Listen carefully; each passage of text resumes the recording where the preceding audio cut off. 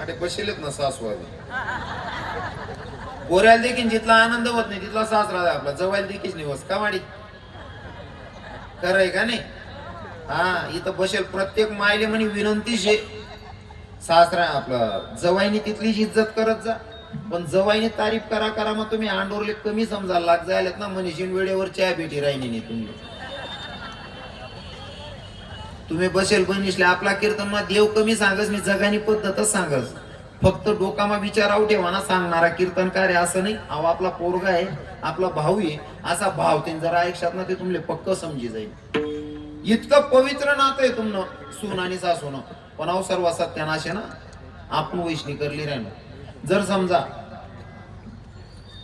सासू असले बी सांग नाही म्हणा तुमले बी बर का माया जो आटेपट्या सासवा चांगले आहेत बा. सुनबाईले कोणी जसं बरं वाईट बोलतीत नाही ना बहिणी हो नाही ना. आटेना बड्या सासवा चांगल्या आहेत. आई फक्त लाईव्ह वाला असले तर बाहेर ऐकणार असले. जर का समजा जवाई जर का आंडेरनं ऐकीश नाही बट घर म्हणत तिनं मन सारखं करस होई ते काय म्हणतस तुम्ही माय भाऊ जवाई ना मला देवच भेट जायला शिवाय आणि तेच काम जर का तुम ना अंडोर तुम निसून बाईनं करस होई मग काय मानसिक करा माय भाऊ महाराज पहिला मूल्यवाल घ्या तिने काय काढून काय नाही तिनं जायकच मन चूक सुद्धा ओलांडे नाही तिनं जायकच महाराज पुरा लेंडा बैल वे घ्या माडी आवाज तिने महिना पहिला लेंडा बैल होता तू काय वय काय नाही राहता तुला चित्र पहिले बिघडेल होतं माडी फक्त तुला ऍक्टिव सुधारणं दे आत्ती समजणं. म्हणजे पोरगा जर का सुनबाईना ऐकत असेल तर पोरगा नालायकी आणि आंडेरनं जवळ ऐकस ते जवळ देव माणूस आहे. अहो वायबार धंदा कवय सुटीन बहिणी जर सुनबाई आंडोरनी गाडीवर पोरगान गाडीवर बशीन कुठे बाजारले किंवा माहेरले असोय ना बाकी नाही बदलल्या दकवा बिकू दकवा ती कशी मजाने मुजडत आणून पडणी बस दकव म्हणजे दुसऱ्याने पोर बसेले सुनबाई बसेले ते म्हणजे मुजडत आणून बसेले. आणि जर रक्षाबंधन तथा करीशने जर जवळ अंडेले बसाडले ना म्हातारी वर का पापडी टाकेना तर बिकू गंगू दकवा माय मन सोनचिडी काय मजा बटी नाही राहील तुनी सोनचिडी दुसऱ्यानी मजा ना बसवणार मराल टाइमवर चहा पिटी बाय मारली आई फक्त म्हातारी बोल राही ना असं नाही.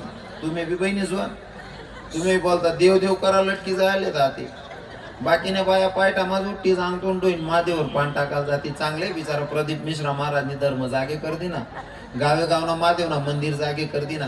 महादेवना मंदिरवर जरूर जात जा बहिणी जुवान पण पहिले घर म्हणा महादेव मन देखील जा महादेवर पान टाकायला जाते घर मा नवरा सांगा ए माझा कब्बर चाऊ काय टाय का बेटा तुम्ही काय मरीन चालणार येस मी तर आहे. उलट तो महादेव सांगितलं मंदिर मा दखील हो बहीण गरज राही तुल दखील मन पार्वती बिगडी जाई हो बहीण गरज राही हो. असं जर मंदिर मा जात असलो काय फायदा आहे बरोबर आहे की नातं सुद्धा पवित्र. प्रत्येक सुनबाईनं हा विचार करायचा की माहेरहून आपण निघतो ना प्रत्येक सुनबाई तिच्या भाऊजाईला सांगते माहेर मध्ये वहिनी थंडीना दिन चालूच येतो माय थंडीनं मन बापले मन मायले एक कब्बर चाबू काय देत जा वहिनी थंडीनं त्याला चहा पिवान सवय. मग तुना माय बापले थंडीने चहा पिवान सवय ना तसं तुला सासू सासराले बी घर तडे बोंब पाडत जा बरोबर आहे ना. थोडं रागीन तुम्हाला मन बोलणं जरा जडत राहत बा जड म्हणजे अंग दुखाडानच राहत बा सहसा. पण म्हणत तू असं आहे खरं बोलायला मी घाबरत नाही. हो द्या ना दोन दोन हात वै बी काय घाबरा नाही उजी वय घे तुम्ही मन काय करली राग घेऊन तुझी काय करली पुढली तारीख देवात नाही आणि नाही द्यायला मी मानेच भेटत ना काय करली देवनी असा विचार करा अंगे पाण्यानं सोडीन दूर दूर डोरेल जायला फिरावा रे मागे तुम्ही काय करली मला खरं बोलायला जर राग होणार ते कुठली तारीख देवत नाही यांवर काय करशाल आणि सांगस मी खरं बोलायला अजिबात घाबरत नाही डर बी ठेवत नाही. आपलं काम रोकडा गोरख बाबा काढतून खिचडी लई मन बघू ना हा अजिबात जीभ चावत नाही मी. प्रत्येकाला नातं टिकवायचंय ना तर अंतकरणापासून बरोबर आहे की हो. अहो भाऊ सासूंकडे घ्या सासूबाई दे कमाय जवाई बापू येलेत जवाई बापून साडे स्वयंपाक लावा जवाई बापून म्हणे जवाई बापू मी स्वयंपाक लावस तुमले जेवण बनावस पण एक काम करा तुम्हाला सासरा बी देव करायला जायला तुम्ही देव टाका अहो म्हणे ज्या दांगडोल बँक येईल आठवी तोच दांगडो 100. पण आता मायले नाही म्हणताय, सासू नाही म्हणताय का हो दादासाहेब तरुण भाऊ, नाही म्हणताय का? देखा कितला भारी आम्हाला म्हणजे सासू नाही म्हणा आणि मायल नाही म्हण द्या एक बुका मा मुका का टाकसून आपण मन समोर आम्हाला राहणार. सासूबाईनं स्वयंपाक लावला, जावाई बापूने जेवण करून घेतलं, संध्याकाळचं जेवण झालं, पुन्हा सकाळी सासूबाई म्हणते जावाई बापू मी स्वयंपाक करते तोपर्यंत देव धुई टाका. अहो म्हणे बापरे घर भी तो दांगडो नाट भी तेच त्याला असं वाटणं घर जासून मायना कटका आटे राजू सासू देव तो आलाय म्हणे मला जीव ठेवणार नाही. जंगलला मार्ग धरा वीर मा उडी मार दिसून मर जासू म्हणे. मी विहिरीत उडी मारत होता तोपर्यंत वीर मालकानं हात धरला म्हणे भाऊ काय करा ना म्हणे मला जीव ठेवणार नाही. अरे काय वय ना माले मरी जाणं अरे वय ना काय माले जीव ठेवणार नाही. वीर मालक म्हणे भाऊ तुला कामधंदा ना दुःख लागस ना कामधंदा करू नको, तुला काही कामधंदा होत नशील कामधंदा करू नको. तुले वर्षामा 4 ड्रेस लागतो होते मी 8 ड्रेसले दिसू, तुले बिडी काढीले 5-50 रुपये लागतो होते मी 100 रुपये दिसू, 2 टाइम नाही 3 टाइम जेवणले दिसू. तुला काम न दुःख लागस काम बी करू नको, फक्त बडी बडी मन देवा रावणा देव देऊ टाकायचं आहे म्हणून. अहो आपला पर मारते महाराज, बरोबर आहे की नाही? अहो आपला पर मारते, याच्यानं देव भेटणार आहे का? अजिबात अपेक्षा ठेवायची नाही. अंतःकरणापासून 5 वर्षाचा ध्रुव, 5 वर्षाच्या ध्रुवाला मायनं सांगितलं बेटा बापाच्या मांडीवर उठवलं. उत्तानपाद राजाच्या मांडीवर बसलेला ध्रुव, उत्तानपाद राजाच्या 2 पत्न्या सुनीती आणि सुरुची. सुनीतीचा मुलगा मोठीचा मुलगा बापाच्या मांडीवर बसलेला, लहानी आईनं उठवलं उठ तिथं बसायचं तुझा अधिकार नाही, तिथं फक्त माझा मुलगा बसू शकतो. उत्तम इथं जर बसायचं असेल तुला माझ्या पोटी जन्माला यावं लागेल तर तू इथं बसू शकतो, अन्यथा इथं बसायचा तुझा अधिकार नाही. मायनं सावत्र मायनं उठून दिलं. उठून गेल्याच्या नंतर मायच्याकडे गेलं, रडायला लागला. मायनं विचारलं बाळा काहून रडायलास रे? आई मी माझ्या बाप्पाच्या मांडीवर बसलो, लहानी आईनं मला उठवलं. ग काय म्हणली तुझी लहानी आई? काय नाही आई, लहानी आई मला सांगत होती जर तुला या मांडीवर बसायचं असेल तर माझ्या पोटी जन्माला यावं लागेल तर तू इथं बसू शकतो, अन्यथा तुला इथं बसायचा अधिकार नाही. आई मी आता माझ्या बापाच्या मांडीवर बसू शकणार नाही का ग? माईच्या पण डोळ्यात अश्रू होते. माईनं सांगितलं बेटा जर तुला या मांडीवर बसायचं, सावत्राईने उठवलं ना, अरे जा त्या जागाच्या मालकाकडनं अशी जागा मागून घे जिथून तुला कोणी उठवणार नाही. जा म्हणले त्या भगवंताकडे. आता भगवंत आहे कुठं? अरण्याचा मार्ग धरला, अंतःकरणापासून देवाची भक्ती नामचिंतन करायला लागला. नामचिंतन करत होता. अरण्यामध्ये फिरत असताना नारद महर्षी पृथ्वी प्रदक्षिणा करत असताना नारद महर्षींचं लक्ष गेलं. 5 वर्षाचं पोरग कुठे हिंडतोय म्हणले. जवळ आले. बाळ कोण आहे? उत्तानपाद राजांचा पहिल्या पत्नीचा मुलगा मी ध्रुव. बाळ एवढ्या अरण्यामध्ये येण्याचं काय कारण? म्हणले काय नाही, बापाच्या मांडीवरनं सावत्राईनं उठवलं. माझ्या मायनं सांगितलं बेटा बापाच्या मांडीवरनं माई उठवते ना सावत्र, जा त्या जगाच्या मालकाकडनं अशी जागा मागून घे जिथून तुला कोणी उठ म्हणणार नाही. त्या देवाचं दर्शनासाठी देवाकडे जागा मागण्यासाठी आलो. नारद महर्षी म्हणले अरे 5 वर्षाचं तुझ्याकडनं काय व्हायचे? जा म्हणले घरी. पण 5 वर्षाच्या लेकराचं वाक्य होतं जोपर्यंत भगवंताची प्राप्ती होत नाही तोपर्यंत जात नाही, जीव गेला तरी चालेल. किती वर्षाचं पोरग? 5 वर्षाच्या लेकराला वाटलं भगवंताची प्राप्ती करायची. 5 वर्षाच्या लेकराला वाटलं भगवंताची प्राप्ती करायची. माझ्या सचिन बाबांची हे विद्यार्थी आहेत महाराज. 12-12, 14-14, 15-15 वर्ष ना पोरे शेतच टाळली उभा शेतच. ध्रुव 5 वर्षाचा, हे 12-12, 14-14 वर्ष ना पोरे टाय भाजी राहणार. हा 85 वर्ष न दल्लं खाटकीनदार मा एकादशी रोज सांगत कप काट रे हो. मला ते असं वाटत ना याला का उपटीन माठ टाकू रे. मी देवले सांगत देव बा चांगला उपड ना तुला कोरोना मा यानं याद नेऊन टाका रे. 85 वर्ष ना बाबा खाटकीनदार मा एकादशी रोज. महाराज वयाने किती मोठ्या त्याच्यापेक्षा तुमचा भगवंताप्रतीचा भाव काय आहे ती तुमचं वय ठरवतो महाराज. तुमचा परमार्थ किती तुमचे वय ठरवतो. हा नुसता वैलेवाडी गो, हा वैलेवाडी गो तू एक बी गोंधळ सोडा नाही. वैले काय शेलगाव नाही का? कोणीच बोली नाही राहणे. या वर्णात बाबा बोल राहणार कारण त्या माडकरी आटे ते सांगतील तिने बाई आहो त्या आमनाच किडा पाड राहणार.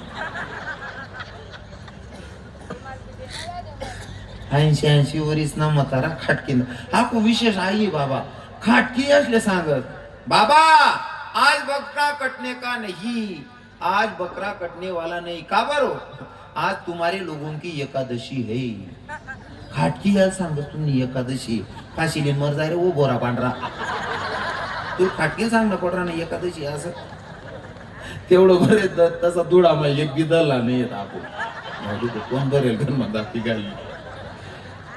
5 वर्षाच्या माझ्या लेकरांना अंतःकरणापासून भगवंताची प्राप्तीचा निर्णय घेतला. महाराज नारद महर्षींनी सांगितलं, बेटा 5 वर्षाचा घरी जा. म्हणजे अजिबात नाही, देव भेटत नाही तोपर्यंत घरी जाणे नाही. नारद महर्षी म्हणले, जिद्दी पोरगा आहे, भगवंत भेटूनच घेईला. मग नारद महर्षीनं भगवंताच्या प्राप्तीचा नियम सांगितला आणि नियमाचं पालन करून अंतःकरणापासून भगवंताची प्राप्ती कशी करून घ्यायची, अंतःकरणापासून भगवंताचं नामचिंतन केलं, नियमाचं पालन केलं. भगवंत डोळ्याच्या समोर उभा, भगवंत डोळ्याच्या समोर उभा आहे. भगवंत समोर उभं राहिल्याच्या नंतर स्तुती जशी कुंती माता करत होती, कृष्णाई वासुदेवाई, भगवंताची स्तुती केली. भगवंतानं सांगितलं, बाळ एवढ्या कमी वयात माझी प्राप्ती करायला निघालास. म्हणले हो. येण्याचं कारण सांगितलं. महाराज भगवंताकडनं जागा मागून घेतली. अशी जागा दिली भगवंतानं का तिथून त्याला आजही तेव्हापासून आतापर्यंत कोणी उठ म्हणलं नाही. ध्रुवाला जागा दिलेली भगवंतानं, ज्याला आपण म्हणतो ध्रुव तारा. आढळपती बाळ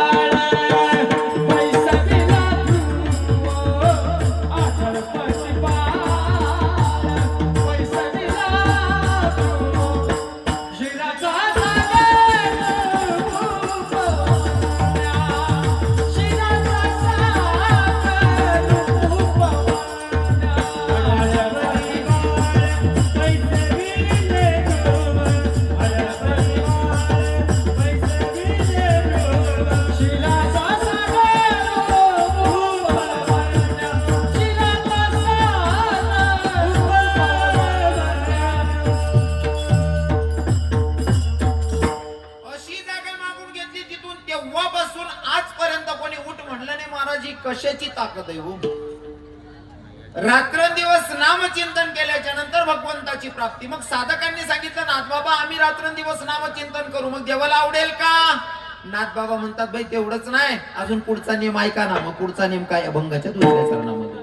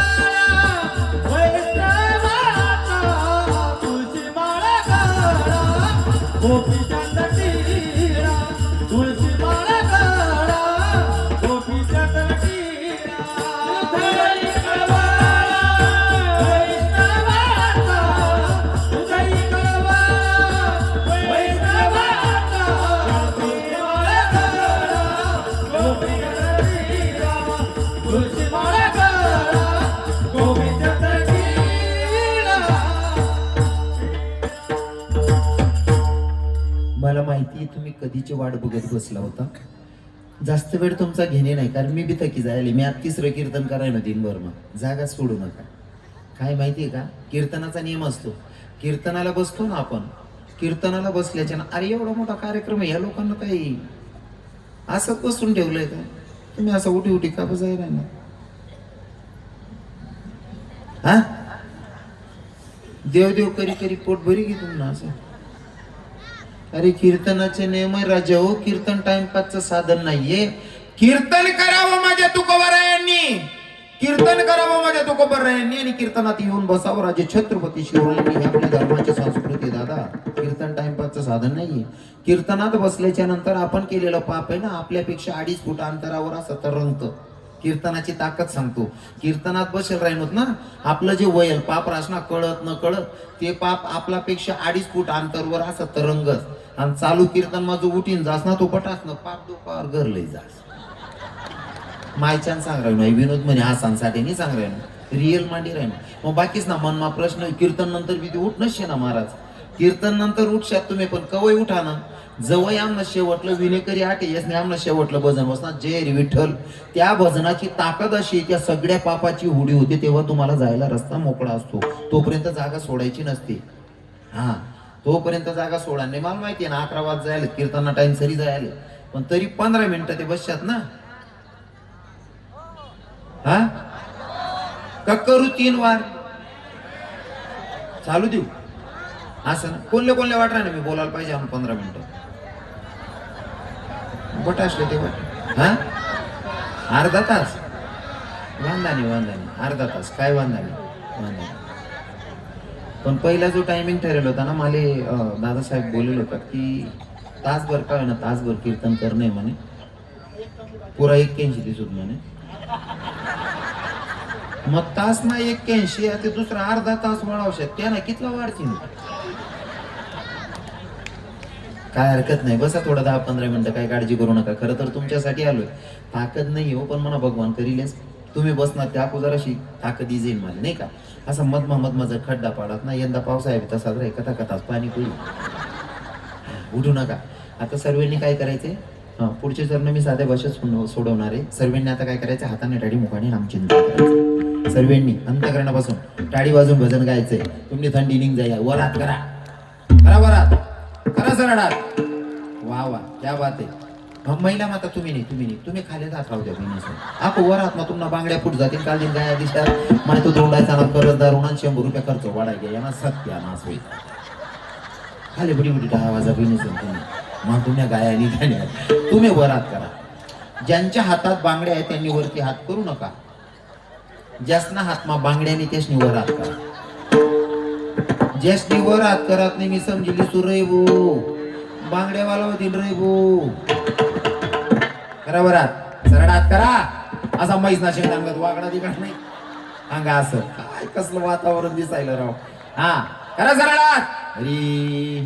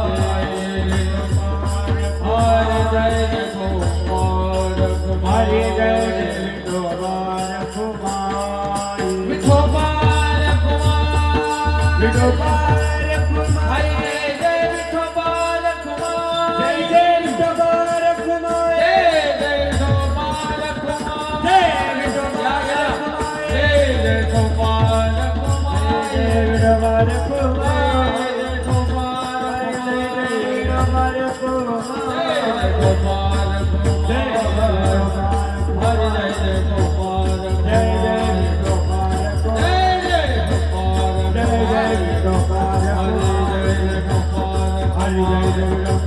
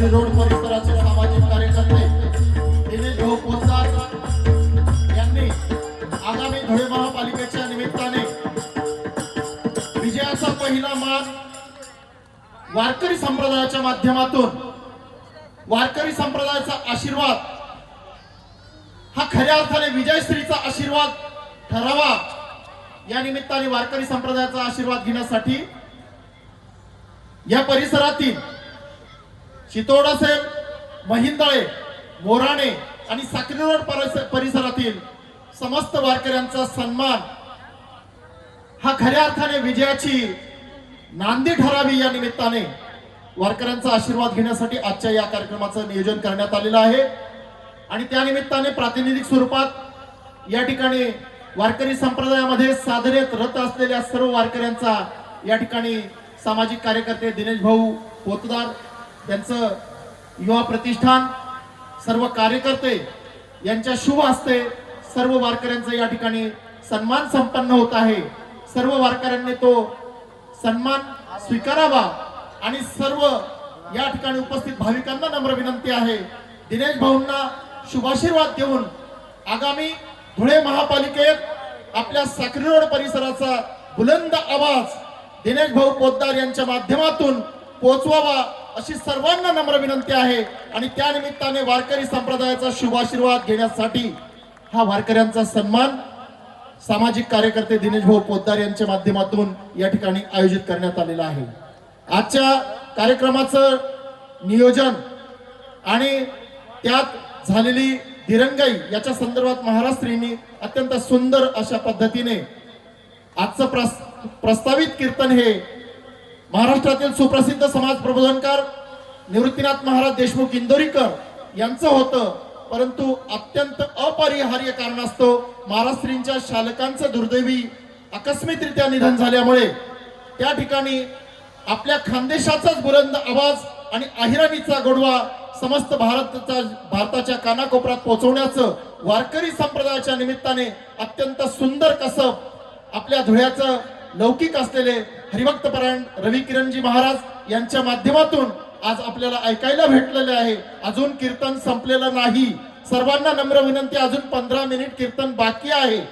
तत्पूर्वी वारकऱ्यांचा सन्मान या ठिकाणी दिनेश भाऊ पोतदार त्यांच्या युवा फाउंडेशनच्या माध्यमातून होत आहे आणि हा वारकऱ्यांचा आशीर्वाद आगामी महापालिका निवडणुकीसाठी निश्चितच दिनेश भाऊंच्या डोक्यावर हा वारकऱ्यांचा सन्मान हा पांडुरंगाचा आशीर्वाद त्यांना प्राप्त होणार आहे।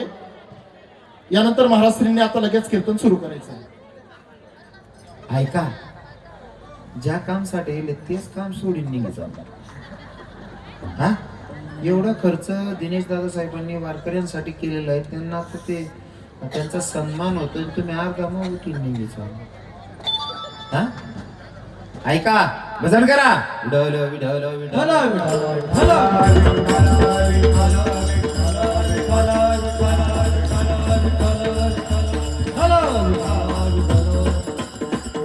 सर्वांना भजन गायला सांगितलं तर कोणी कोणी भजन म्हणलं माया हो भजन कोणी कोणी म्हणा तुम्ही कोणीच नाही देवने तुमने दरादरी असे अंतकरणापासून देवाची भक्ती करायची, किती वेळी भक्ती करायची ऐका, भगवंतावर किती विश्वास ठेवायचा ऐका। कुणाचाच नाही प्रभू माझ्या वाणी, कुणाचाच नाही प्रभू माझ्या वाणी, तू माझा काना तुझी मिरादराणी, तू माझा काना तुझी मिरादराणी, तू माझा काना तुझे मिरादराणी, तू माझा काना तुझे मिरादराणी, कुणाचाच नाही प्रभू माझ्या वाणी, कुणाचाच नाही प्रभू माझ्या वाणी, तू माझा काना तुझी राधाराणी, तू माझा काना तुझी मिरादराणी, तू माझा काना तुझे मिरादराणी, तू माझा काना तुझे मिरादराणी। इतकी वेळी भक्ती करायची किती, हे हर घडी याद तेरी आई सौतन बनके, हर घड़ी याद तेरी आई सौतन बनके,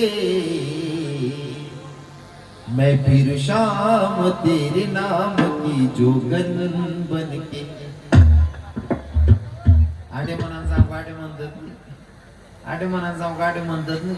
अरे अंतःकरणापासून देवाची भक्ती झाली पाहिजे. खरं तर वेळ झालेली, तुमची वेळ झालेली म्हणून वेळ घेणे माझं चुकीचं असेल. आता अंतःकरणापासून सर्वांनी भजन गायलेलं आहे असं मी गृहीत धरतो. ज्या संतांनी मला तुमच्यापर्यंत निरोप सांगायला पाठवलं त्या संतांचा अगोदर भजन गाऊयात. त्या सावता महाराज असतील, नाथबाबा असतील, संत चोक्कामेळा असतील, संत मीराबाई, मुक्ताबाई, धनाबाई असतील. नाव कोणाचं सोडतो बाबा? ज्ञानेश्वर माऊली ज्ञानराज माऊली ज्ञानेश्वर माऊली माऊली माऊली ज्ञानेश्वर माऊली ज्ञानेश्वर माऊली विठ्ठल कुरेडी माऊली उतरे क्षमापण महाराज नाही विचारिला ते कारुण्या करा क्षमापण हरी तुझ्या म्हणे ज्ञानेश्वरा राजा पायापैकी करा क्षमापण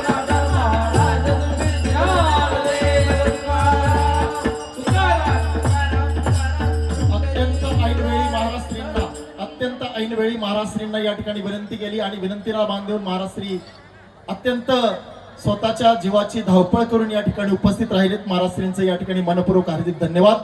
आजच्या या कीर्तनासाठी विश्वगुरु श्री संत निवृत्तीनाथ महाराज वारकरी शिक्षण संस्था करंज गव्हाण तालुका मालेगाव जिल्हा नाशिक येथील संस्थाचालक हरिभक्त परायण सचिनजी महाराज, महाराष्ट्रातील सुप्रसिद्ध मृदंगमणी, त्याचप्रमाणे चिंतन